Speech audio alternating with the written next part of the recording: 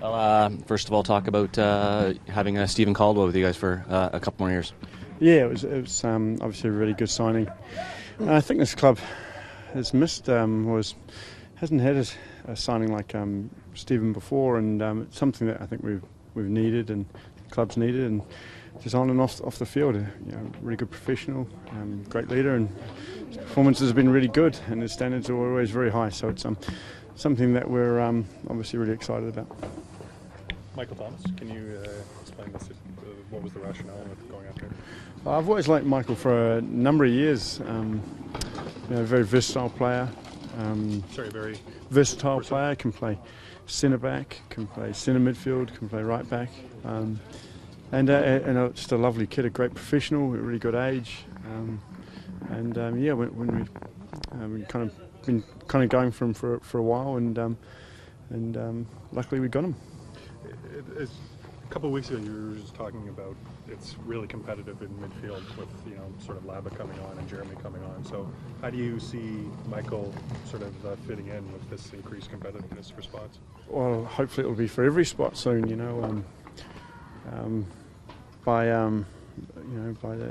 the very short-term future, we want to have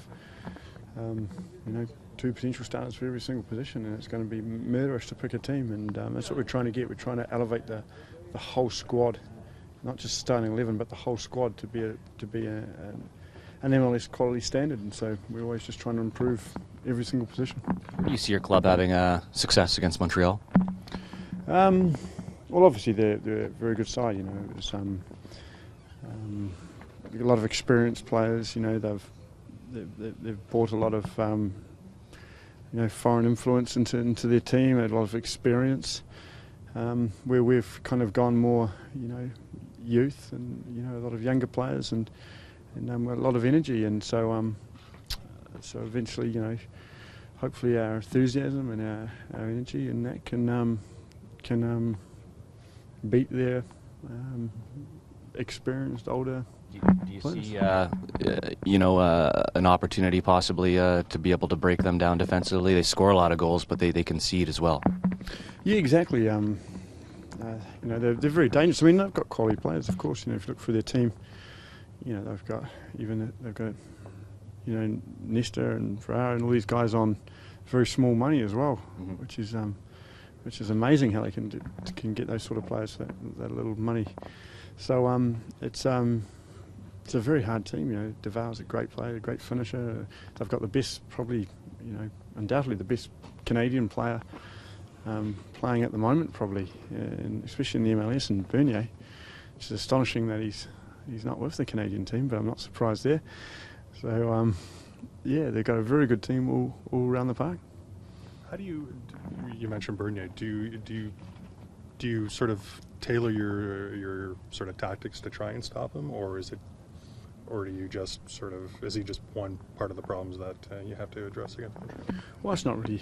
I never really look at a team. I look at their strengths and their weaknesses, of course, but I think it's all about us and about how we play, how our attitude goes out, and how we inflict our style and attitude on towards the game.